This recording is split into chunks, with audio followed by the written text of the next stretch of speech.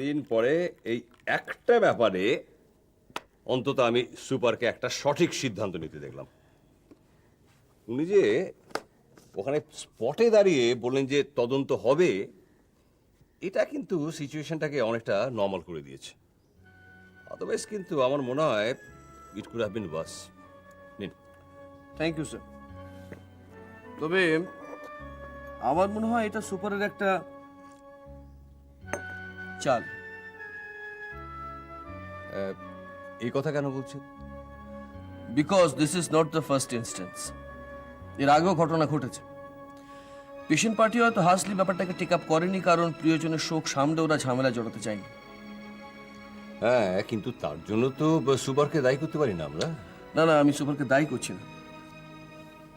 আমি শুধু বলতে চাইছি যে এরকম ঘটনা আগেও ঘটেছে। উনি যদি স্টেপ নিতেন তাহলে এই ঘটনাটা ঘটতো না। হ্যাঁ, তা ঠিক। এনিওয়ে, সুপার যখন একটা তদন্ত হবে বলে আশ্বাস দিয়েছেন, তখন তার উপর একটু ভরসা রাখা উচিত। দেখা যাক, এই অপরাধীটা তো ধরা পড়ুক, তারপর তাকে দেখে ভবিষ্যতে লোকজন যদি একটু সাবধান হয়। যদি, অবশ্য যদি তদন্ত হয়। না না না, এতগুলো লোকের সামনে সুপার যখন অ্যানাউন্স করেছেন। না স্যার, আমার সংশয় থেকেই যাচ্ছে। কেন সংশয় কেন? আমার যতদূর মনে হচ্ছে এর সঙ্গে ইউনিয়নের চাঁইদের একটা যোগাযোগ আছে। এমনকি ব্রজলালদের থাকাটা খুব একটা অস্বাভাবিক নয়। তা না হলে পেশেন্ট পার্টির থেকে ওরা রেড়ে করে তেড়ে যাবে কেন? কেন? কারণ তার আগে থেকেই ভয় পেয়েছিল যে তদন্ত হলে তারা ধরা পড়ে যেতে পারে, আর সেই জন্যই পেশেন্ট পার্টিকে মেরে তাড়িয়ে দিয়েছিল। না না, সেটা তো আমি বুঝলাম, কিন্তু তদন্ত হবে না এ নিয়ে আপনার সংশয় কেন? কারণ এবারে অবতীর্ণ হবে ব্রজলালদের দাদা। দাদা? হ্যাঁ, দাদা মানে ইউনিয়ন লিডার। অবশ্য অবতীর্ণ হবেন কেন বলছি, অলরেডি অত হয়েও গেছে। ওনার কাজই হচ্ছে ইউনিয়ন মেম্বারদের চুরি করা, অপকর্ম করাকে প্রোটেকশন দেওয়া। ডিসগাস্টিং। যাক, সমস্ত খবর বাদ দিন, কারণ এখানে তো এসব ব্যাপার একেবারে নিত্য নৈমিত্তিক ঘটনা হয়ে দাঁড়িয়েছে। আপনাকে দেবো না কিছু চা? No thanks. আপনি বরং আমাকে ওই আসল ব্যাপারটা কদ্দূর এগুলো একটু বলুন তো। কোন ব্যাপারটা বলুন তো? ডক্টর রয়ের, ওর ব্যাপারে তদন্ত কদ্দূর এগুলো? আমি জানেন, আমি সেদিন ডক্টর দত্তকে এই ব্যাপারে জিজ্ঞেস করছিলাম, কিন্তু ওয়েল, আমার কিরকম মনে হলো যে মানে কি বলবো, ইনডিফারেন্ট, কোনো রকম যেন উৎসাহই নেই। Yes, well, I may be wrong, কিন্তু দেখুন, মিস্টার অলোক মিত্রের সময় উনি যেরকম ইনিশিয়েটিভ নিয়ে লালবাজারে গিয়ে মিস্টার চৌধুরীর সঙ্গে দেখা করে সমস্ত ব্যাপারটা অর্গানাইজ করে ডক্টর রয়ের মানে রিলিজের ব্যাপারে ইনিশিয়েটিভটা নিয়েছিলেন, এবার ইটস কনসপিকুয়াসলি মিসিং। ওয়েল, কোনো রকম, ওয়েল, আই ডোন্ট নো। হ্যাঁ, আমার অবশ্য সেরকমই মনে হয়েছে। জানেন, সেদিন আমি লালবাজারে মিস্টার চৌধুরীর কাছে গণেশ ভান্ডার ব্যাপারে পুলিশ প্রোটেকশন নিতে গিয়েছিলাম বলে উনি আমার সঙ্গে ভীষণ হার্শলি বিহেভ করেছিলেন। তাই? আসলে কি জানেন, ওর সঙ্গে তো পুলিশের হায়ার আপদের খুবই পরিচিতি, বিভিন্ন ব্যাপার আমাদের সঙ্গে শেয়ারও করেন। তাই এই ব্যাপারে ওর উপর কিছুটা নির্ভরশীল না হয়েও আমাদের কোনো উপায় নেই। হ্যাঁ, এটা অবশ্য আপনি ঠিকই বলেছেন, কিন্তু উনি নিজেই যদি এভাবে, আমি তো কিছুতেই বুঝতে পারছি না যে হঠাৎ উনি এই ব্যাপারে এতটা নিরুত্তাপ কেন হয়ে গেলেন। তাহলে কি ওনার উপরও ওপর মহল থেকে কোনো চাপ এসেছে? চাপ? কিসের চাপ? অদ্ভুত ব্যাপার, অদ্ভুত তো। আমি বারবার একটা জিনিস বোঝাবার চেষ্টা করছি যে হসপিটাল সম্পর্কে। উল্টোপাল্টা চেঁচামেচি করবেন না, যেটা বোঝাচ্ছে। না না না, আগে আগে please give me the patient hearing. Okay, ঠিক আছে, ওকে। আমি যদি তখন তদন্তের আদেশ না দিতাম তাহলে কি হতো? কি হতো বলুন? হ্যাঁ? পেশেন্ট পার্টিকে ঠান্ডা করা যেত না, আর পেশেন্ট পার্টি যদি ঠান্ডা না হতো তাহলে ব্যাপারটা পুলিশের হেফাজতে চলে যেত। হ্যাঁ। আর তাহলে কি তাহলে কি আমাদের হসপিটালে সম্মান বৃদ্ধি হতো? ঠিক আছে ওকে ওকে স্যার, আমি মানছি আপনার কথা, আমি আপনার কথা মানছি, কিন্তু একটা জিনিস ভাবুন যে কি বলুন? এই তদন্তের আদেশ দেবার ফলে আমার সম্মানটা কি বাড়ছে? কেন কি এতে ক্ষতিটা কি হয়েছে? তদন্তের সঙ্গে আপনি আপনার একটা সম্মানের জিনিস সঙ্গে বুঝতে পারছেন না যে বলুন। ঘটনাটা আমার ডিপার্টমেন্টে ঘটেছে, Yes. তাই তো? হ্যাঁ। তো এরপরে তো লোকে ভবিষ্যতে রেফার করবে ব্যাপারটা। refer হ্যাঁ, কেন নিশ্চয়ই। করবে? আরে যিনি আমি যেটা ডেকে ডেকে করেন- বলবে, ডক্টর লাহিড়ী, আপনার ওই ডিপার্টমেন্টে কি জানি ঘটেছিল? তাই তো? Obviously, এই জিনিসটাই হ্যাঁ, হবে। তখন আমি কি জবাবটা দেবো একবার কি বলুন জবাব আপনি। দেবো মানে? এই কথার কোনো মানে হয় না। কে, কেন মানে হয় না? আপনার সিনিয়র ডাক্তার এটা কি করে বলেন? আশ্চর্য, আপনার ডিপার্টমেন্টে ব্যাপারটা হয়েছে, হ্যাঁ। How can you escape? জবাব তো আপনাকে দিতেই হবে। হ্যাঁ, No choice. ও কি কি ও বুঝতে পেরেছি আমার কি দোষ? দোষ কে বলছে? না না, আমি ব্যাপার জানি, দোষ কি? আমি দোষটা জানি যে আমি ভদ্রলোককে ট্রিটমেন্ট করেছিলাম। না, এই কথাটা কিন্তু ঠিক না। না, আমি ঠিক তো না। কখনো বলছি না যে ভদ্রলোক যখন সেটা- অসুস্থ হয়ে গেলেন, আমি নিজে পেসমেকার সেট করেছিলাম, জুনিয়র ডাক্তারদের উপর ভরসা করিনি, নিজে দায়িত্ব নিয়েছিলাম। আর ভবিষ্যতে যখন আরেকবার উনি এলেন বুকে ব্যথা নিয়ে, তখন আমি টেস্ট করিয়ে সবকিছু করিয়ে অ্যাঞ্জিওগ্রাম করার ব্যবস্থা করছিলাম। হ্যাঁ, করছিলেন তো কি? আনফরচুনেটলি আমি সময় পাইনি। না, না, কি ঘটে গেল? Allegation টা কেন? না, না, allegation মানে কি? অবশ্যই। আপনি সবকিছু করেছেন, ঠিক আছে, আই অ্যাপ্রিশিয়েট ইওর এফর্ট, কিন্তু এটাও তো ঠিক যে কেউ না কেউ ওই বডি থেকে পেসমেকারটা সরিয়ে দিয়ে Right, কেউ না কেউ কেউ না না, কেউ। point. সেই কেউ না কেউ লোকটা যে হসপিটালে সেটা আপনি জানেন Right, না। বলুন। এছাড়া কে হতে পারে? কেন? এটা কোনো কথা হলো না, এছাড়া কে হতে পারে? Okay, ডক্টর লাহিড়ী বলছেন, আমি যেটা বলছি যে পেশেন্ট পার্টি তারা নিজেরাই জিনিসটাকে সরিয়ে নিয়ে ফলস অ্যালিগেশন যে চাপাচ্ছে না, সেটা কি কেউ বলতে পারে? Exactly. এটা কি বললেন? না, এটা হাসির কথা নয়। আপনারা মনে হয় সিনিয়র ডাক্তার হয়ে আপনারা এটাকে endorse আমি করছেন? দেখেছি পেশেন্ট পার্টির এরকম হয়? আমার নিজের লোক, আমার বাবা বা কাকা দিয়ে আমি যে পেশেন্ট মেডিকেল হয় না, সেটা হয় না। না, সেটা হয় না, হতে পারে। কি করে এটা হয় না, হতে পারে। আচ্ছা শুনুন, একটা কথা বলি। আচ্ছা, অ্যালিগেশনটা কখন এসছে? অ্যালিগেশনটা কখন? ওই যখন ওই জাস্ট বডি ডেলিভারি নেওয়ার পরে অনেক পরে তাহলে তা হয় না মানে কি? কিছু একটা ঘটেছে এর মধ্যে। সেই এইটাই তো সে ঠিক এভাবে লিগেলি এন্টারটেইন করার কোনো দরকার ছিল, সেটা আপনি করেছেন। Exactly so. এটা করে কি বলছেন আপনারা? নিশ্চয়ই ডেলিভারি নেবার পরে যদি আপনি কোনো অ্যালিগেশন পান, আপনি এন্টারটেইন করলেন কেন? কেন করবো না? কেন করবেন? কেন করবো? আমি এই হসপিটালের সুপারিনটেন্ডেন্ট, হ্যাঁ। আমি এই দায়িত্ব নেবো না? এটা হতে পারে নাকি? অদ্ভুত কথা বলছি।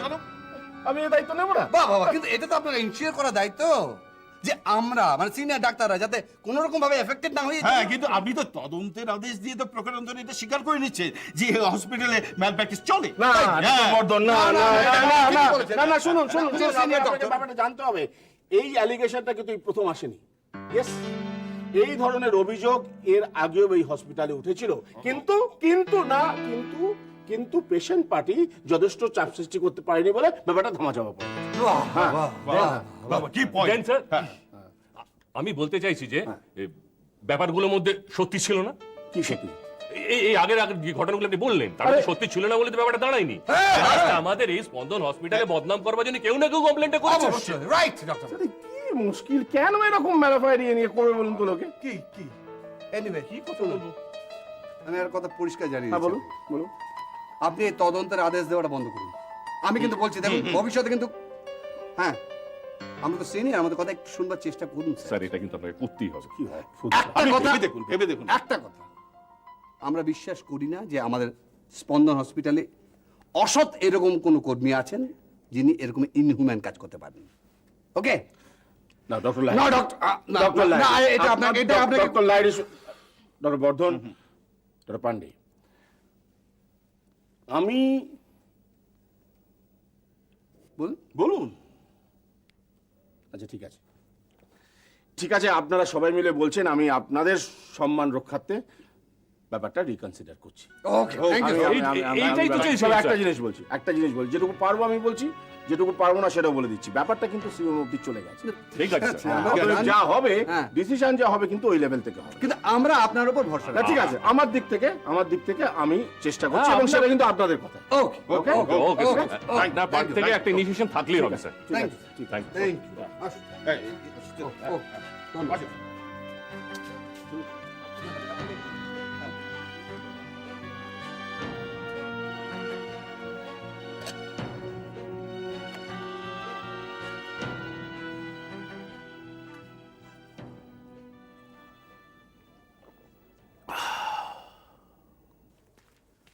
সরি মিসেস রয়, আপনাকে অনেকক্ষণ বসে থাকতে হলো। সরি, প্লিজ কিছু মনে করবেন না। না না, আমি কিছু মনে করিনি, বরং আমারই একটা ফোন করে আসা উচিত ছিল। আপনাদের এই ওয়ার্কিং আওয়ার্সের মধ্যে আমাকে সময় দেয়া সত্যি সত্যি তো। মানে আর বলবেন না, সত্যি এই মিটিং টিটিং আমাদের তো লেগেই থাকে। আজকে একটা ওই টেন্ডার মিটিং ছিল, ওইটা অ্যাটেন্ড করতে গিয়ে দেরি হলো আর কি, নইলে। আপনারা ওনার কিছু খবর পেলেন? ও ইউ মিন ডক্টর রয়? তো পুলিশ তো খোঁজ খবর করছে, আশা করা যায় ওরা নিশ্চয়ই একটা কিছু করবে। কিন্তু কিন্তু ওরা যে কি করছে আমি নিজেই কিছু বুঝতে পারছি না। আমি নিজে গিয়ে ওদের স্পেশাল অফিসারের সঙ্গে কথা বলেছিলাম, কিন্তু ওনার কথা শুনে মনে হলো উনি আদৌ এই ব্যাপারটা নিয়ে কোনো সিরিয়াস নয়। তাই বলছিলাম কি, যদি আপনারা কিছু করেন। বুঝতেই তো পারছেন আমি তিতির আমাদের অবস্থাটা। হ্যাঁ হ্যাঁ হ্যাঁ, আমি বুঝতে পারছি, কিন্তু মুশকিলটা হচ্ছে কি জানেন, যে পুলিশ তো তাদের মতোই কাজ করবে, মানে তাদের তো একটা নিজস্ব পদ্ধতি আছে, তো সেই পদ্ধতি অনুসারেই তারা এগোবে। আপনি ঠিকই বলছেন, সব ঠিক আছে, কিন্তু আমি বলছিলাম কি যে স্পন্দনের তরফ থেকে যদি আপনারা কিছু বলেন, মানে আপনারা যদি ওদের চাপ টাপ দেন। দেখুন, আমরা সেটা ঠিক পারি না সেটা। আর একটা কথা হচ্ছে যে ডক্টর রয় না থাকায় নেফ্রোলজি ডিপার্টমেন্টের যাতে কোনো রকম সমস্যা না হয়, সেই ব্যাপারটা দেখার জন্য আমাদের এত ব্যস্ত থাকতে হচ্ছে। আমি জানি আপনারা নেফ্রোলজি ডিপার্টমেন্ট নিয়ে ব্যস্ত, কিন্তু যে মানুষটার জন্য আপনাদের এই ডিপার্টমেন্টের এত নাম, তার জন্য আপনারা বিন্দুমাত্র চিন্তা করবেন না? মিসেস রয়, আপনি সম্ভবত ভুল বুঝছেন। আপনি একটু ঠান্ডা মাথায় ভাবুন। ভাববো? কি ভাবো বলুন তো? নক্ষত্র রায় যেখানেই কোনো অন্যায় দেখুক না কেন, সেখানে সে প্রতিবাদ করেছে। কারোর প্রতি যদি কোনো অবিচার হয়েছে, সেখানে সে এগিয়ে গেছে, আর আপনারা তাকে সমর্থন করেছেন, উৎসাহ দিয়েছেন তাকে এগিয়ে যেতে। তাকে কখনো আটকাননি আপনারা। আজকে সেই মানুষটা গত 1 মাস হলো নিখোঁজ, আর আপনাদের কোনো মাথা ব্যথা নেই? আপনারা নির্বিকার, বলছেন কি করতে পারি? মিসেস রয়, আপনি প্লিজ বোঝার চেষ্টা করুন, ট্রাই টু আন্ডারস্ট্যান্ড প্লিজ।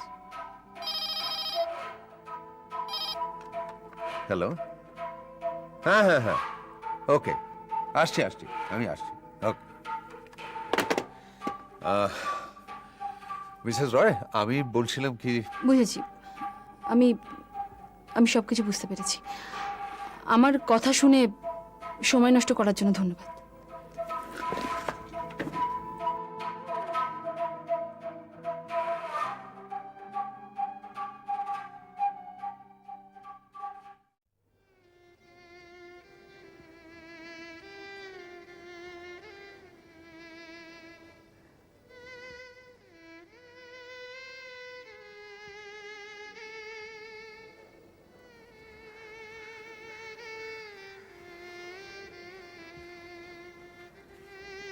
আমার মনে হয় অমু, সেদিন চট করে মেনে নেওয়াটা আমাদের উচিত হয়নি। মেনে না নিয়ে বা কি করতাম বল? আমি তো তোকে বললাম প্রেসকে খবর দে, ইলেকট্রনিক্স মিডিয়া যদি কভার করতো তাহলে ওদের উপর একটা চাপ সৃষ্টি করা যেত, তখন দেখবি সুরসুর করে তদন্ত হয়ে যাচ্ছে। হ্যাঁ, কিন্তু বাবাকে ওইভাবে আর কতক্ষণ ফেলে রাখা যেত? ভোরবেলা শেষ নিঃশ্বাস ত্যাগ করেছিলেন, তারপর তো বাড়িতে আনতে আনতে সেই বেলা 12টা বেজে গিয়েছিল। তাছাড়া সুপার তো আমাদের অ্যাসুরেন্স দিয়েছেন তদন্ত হবে। আরে অ্যাসিউরেন্স দিয়েছেন তদন্ত হবে? আরে তা তো 2-3 দিন হয়ে গেল। এ তো কমিশন বসিয়ে তদন্ত নয় এমন যে অনেক সময়ের ব্যাপার এগুলো।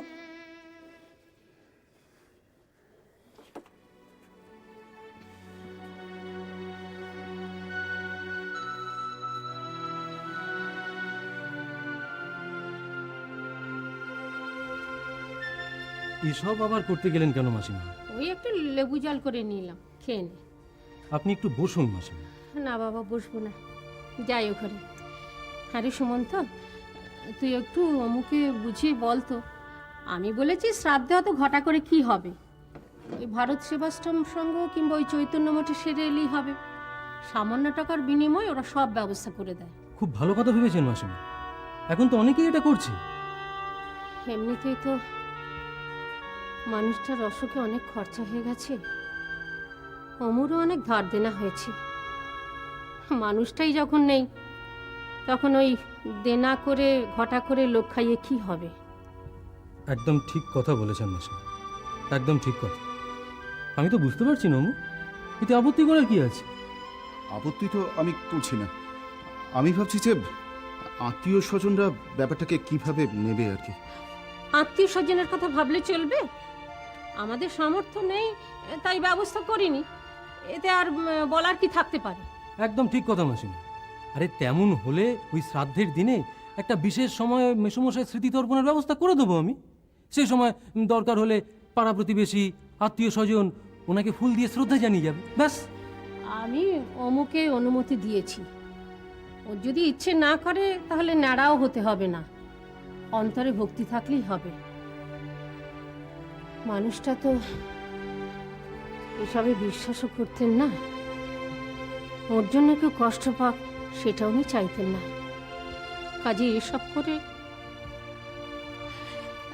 একটা কথা বলার আছে আমার, যে মানুষটার বুক থেকে ওই যন্ত্রটা বার করেছে তাকে আগে খুঁজে বার কর। শয়তানটাকে জিজ্ঞেস করব, ওই যন্ত্রটা মানুষটার বুক থেকে মৃত্যুর পরেই বার করে নিয়েছে নাকি আগেই? সেই জন্যই হয়তো মানুষটা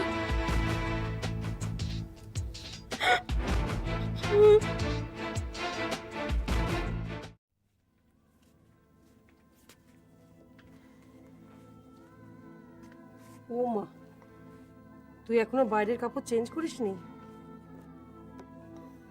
চা এনেছি, খেয়ে নে।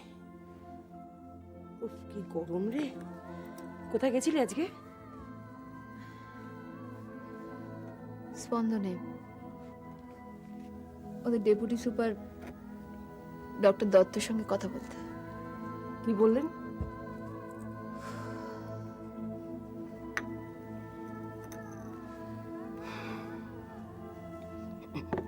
নে চায় চুমুক দে, ঠান্ডা হয়ে যাচ্ছে। ভীষণ মাথাটা ধরেছে মা, কোনো ওষুধ আছে বাড়িতে? ওষুধ তো আছেই, মাথা ধরার ওষুধ থাকবে না? তুই তার আগে একটা কাজ কর, চাটা খেয়ে নিয়ে একটু ভালো করে ঝেড়ে স্নান কর তো। শরীরের আর দোষ কি, দিন রাত যা দৌড়ঝাঁপ চলছে বাবা। শুধু দৌড়ঝাঁপি সার হচ্ছে মা, কোনো আশার আলো তো কিছু দেখতে পাচ্ছি না।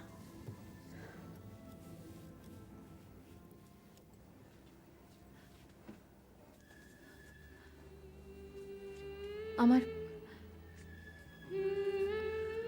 আমার ভীষণ আশ্চর্য লাগছে মা সবাইয়ের ব্যবহারে। সেদিন লালবাজারে মিস্টার চৌধুরীকে দেখলাম, একদম নির্লিপ্ত, এমনভাবে কথা বলছেন যেন যেন কিচ্ছু হয়নি। কিন্তু এই ভদ্রলোকই ওই অলোক মিত্রের কেসের সময় খুব হেল্প করেছিলেন না নক্ষত্রকে?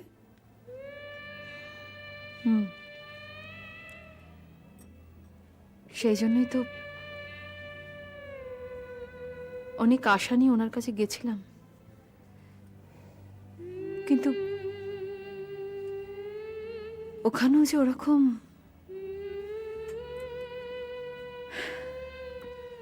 হ্যাঁ রে, ডেপুটি সুপার কি বললেন?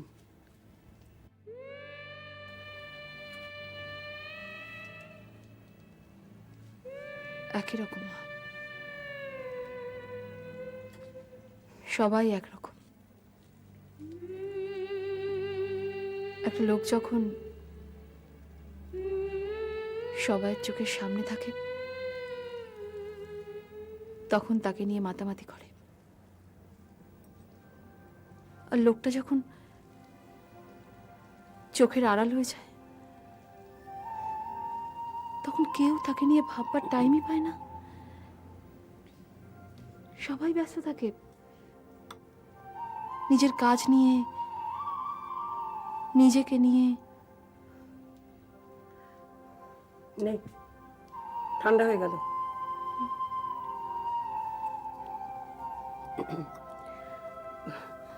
আজকে আবার এক কাণ্ড হয়েছে জানিস তো? ওই আমাদের অফিসে একজন বেয়ারা আছে না, বুড়ো মতো ষষ্ঠী বদরে, তুই দেখেছিস?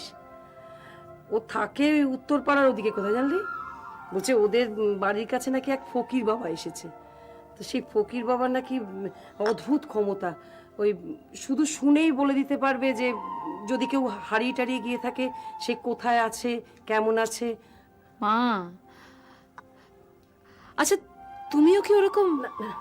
না তা নয়, আসলে আমি বিশ্বাস করি না, মানে তুই তো জানিস ওই সমস্ত তুক তাক বুজরুকি এগুলো আমি একদমই বিশ্বাস করি না। আমি জানি ওরা মানুষের অসহায়তার সুযোগ নিয়ে নিজেদের আখেরটা গুছিয়ে নেয়। আসলে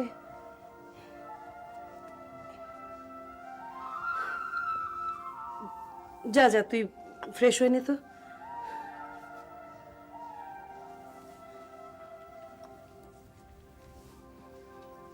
সুজাতা, দেখ রোজ রোজ এদোর ওদরে ঘুরে বেড়াস না রে,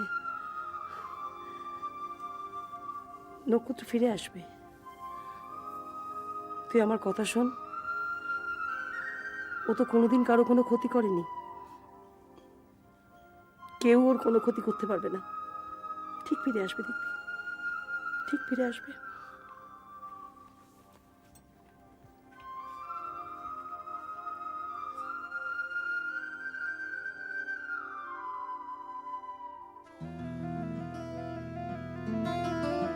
জীবনে